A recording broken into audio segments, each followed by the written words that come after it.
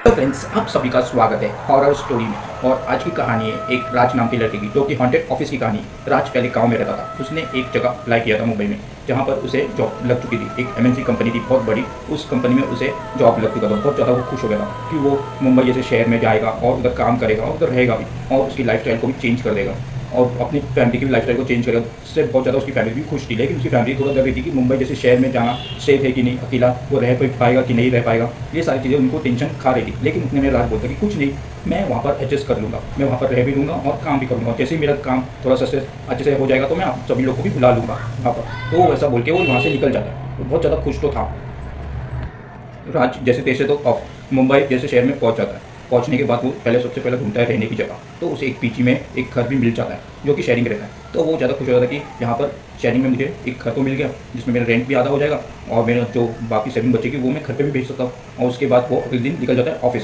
MNC company में काम करने के लिए। तो वो देखता है कि उसका एमएनसी कंपनी इतनी बड़ी है। बहुत ज़्यादा खुश हो जाता है वो, क्योंकि उसने आज से पहले कभी इतनी बड़ी ऑफिस देखा नहीं था, जिस वजह से वो बहुत ज़्यादा खुश भी हो जाता है। और उसके बाद वो उस ऑफिस में चला भी जाता है।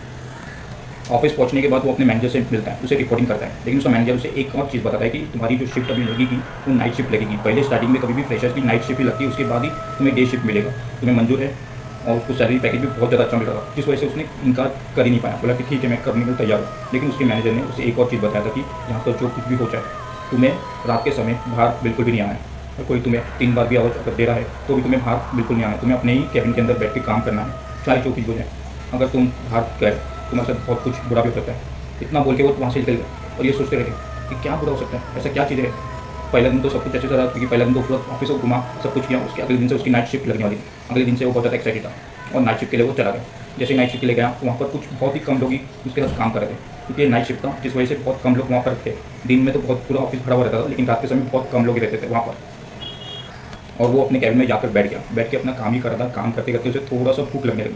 वो सोचा कि क्यों ना कैफेटेरिया में जाकर देखूँ कुछ है कि नहीं। लेकिन वो जैसे ही बाहर निकलने वाला था, उतने में उसको याद आया मैनेजर की बात, चाहे जो कुछ भी हो जाए तुम्हें अपने कैबिन से बाहर नहीं निकलना है, तो भी रात के समय। कोई अगर तुम्हें कितना भी आवाज़ भी देगा तो भी तुम्हें नहीं निकलना है। लेकिन उसके दिमाग में तो कुछ और ही चला था, क्योंकि उसके पेट में तो उसको भूख लगी थी, जिस वजह से वो सोचा कि ऐसे ही मैनेजर कुछ ना कुछ बोल रहा होगा या फिर मुझसे काम ज़्यादा कराना चाहता होगा, इसीलिए मैनेजर मुझे ऐसा बोल रहा होगा। मैं उस बात पर ध्यान नहीं देता हूँ और मैं सीधा बाहर जाता हूँ, क्योंकि मुझे भूख तो बहुत ज़्यादा जोर से लगी। जैसे वो बाहर निकला तो वहाँ पर जो लाइट सब कुछ बंद हो चुकी थी, पूरे से अंधेरा था। और उसने अपने फ़ोन की फ्लैश लाइट ऑन करके चल रहा था। लेकिन जैसे चल रहा था उसे थोड़ा सा डर लगने लगा था, क्योंकि उसे ऐसा लगा कि कोई तो उसके पीछे पीछे चल रहा है। जैसे चल रहा है वैसे उसे पीछे से आवाज़ आई किसी की चप्पल की या फिर जूते की। जैसे वो पीछे मुड़ के देखता है तो वहाँ पर कोई भी नहीं रहता है। वो एकदम ज़्यादा डर जाता है कि क्या सच में कोई है मेरे पीछे, या फिर एक वहम है मेरा। उसे कुछ समझ में नहीं आता है। उतने में वो कैफेटेरिया पहुँच जाता है। पहुँचने के बाद उधर से कुछ स्नैक्स उठा रहा है। जैसे स्नैक्स उठा रहा है तो वहाँ पर थोड़ी दूर पे एक लेडी बैठ के रो रही थी। उसे उसके रोने की आवाज़ सुनाई दे रही थी। तो जैसे ही वो उसके पास पहुँचता है, थोड़ा सा हैरान होता है कि इस कैफेटेरिया में इतने अंधेरे में कोई लेडी कहाँ से आ सकती है, क्योंकि यहाँ पर तो कोई लेडी काम करती ही नहीं रात के समय। सिर्फ रात के समय लड़के लोग ही काम करते, तो ये कहाँ से आ गई।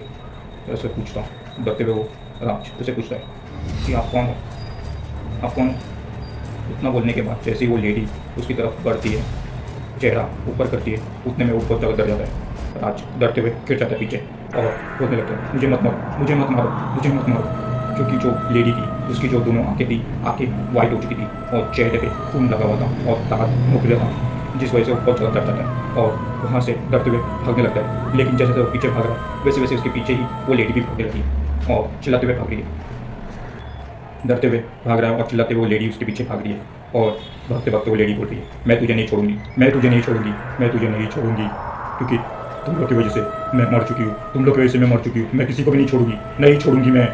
और इतना बोलने के बाद वो एकदम से बेहोश हो जाता है। अगले दिन सुबह होती है तो सब लोग जब ऑफिस में आते हैं तो उसे राज को होश में लेकर आते हैं। और फिर राज पूरी तरह से डरा हुआ रहता है, पूरी तरह से तेज बुखार से होते हैं। और उसके बाद उसे हॉस्पिटल लेके जाया जाता है। हॉस्पिटल जाने के बाद जैसे जैसे होश में आता है तो उसके बाद वो अपने मैनेजर से बात करता है कि मैंने ऐसे छोड़ देखा। उसके मैनेजर ने बोला, मैं तुझे बोला भी था इस ऑफिस में एक भूतनी है जो कि सभी आप लोगों को मारती है। अगर तुम ऑफिस के अंदर ही बैठ के काम करोगे तो नहीं तुम्हें कुछ कर पाएगी, लेकिन तुम जैसे ही ऑफिस के बाहर निकले तुम्हें जरूर मारेगी। इसलिए मैंने तुम्हें पहले ही वार्न किया था कि तुम कैबिन के अंदर ही रहना, कैबिन के बाहर मत जाना, क्योंकि यहाँ पर पहले लड़की लोग भी काम किया करती थी रात के समय। एक लड़की का कुछ तो बुरा हुआ, जिस वजह से वो लड़की सुसाइड कर दी और उसके बाद से उसकी आत्माएं इस ऑफिस में भटकती है और बहुत सारे जो भी चेंज उसे दिखते हैं बाहर तो उन सभी लोगों को वो मार देती है। लेकिन लेकिन केबिन के अंदर नहीं मारती है, केबिन के बाहर ही मारती है। इसीलिए मैंने तुम्हें बोला था। इतना सुनने के बाद वो एकदम से टेंशन में आ जाता है। वो सोचता है कि मैंने ये क्या कर दिया, इतनी बड़ी एमएनसी कंपनी में मैंने ज्वाइन कर लिया, वो भी रात के समय, जिस एमएनसी कंपनी में खुद थी और मेरा खुद से पारा हुआ था। मेरी तो नसीब अच्छी थी कि मैं बच गया। अगर मेरी नसीब अच्छी नहीं होती थी तो मैं मार जाता था। आज के बाद मैं इस एमएनसी कंपनी में काम बिल्कुल भी नहीं करूँगा। वो आज गाँव में और गाँव में ही काम कर रहा है, लेकिन दिन के समय ही वो काम करता है, रात के समय तो बिल्कुल भी नहीं करता, क्योंकि उसके सहन में इतनी बड़ी बात छप चुकी थी कि उठने से एक बार उसका पाग पड़ चुका था। जब भी वो इस बात को याद करता है तो बहुत ज़्यादा देर सहम सा जाता है, डर जाता है, रोने लग जाता है। अगर आप लोगों को ये राज की हॉरर कहानी अच्छी लगी हो तो लाइक, कमेंट, शेयर, सब्सक्राइब सब कुछ कर देना, क्योंकि चैनल पे आप लोग आते हो, देखते हो वीडियोस, लेकिन सब्सक्राइब नहीं करते हो। प्लीज़ कर देना चैनल पर सब्सक्राइब, ठीक है। मिलता हूँ आपसे next time. Till then bye.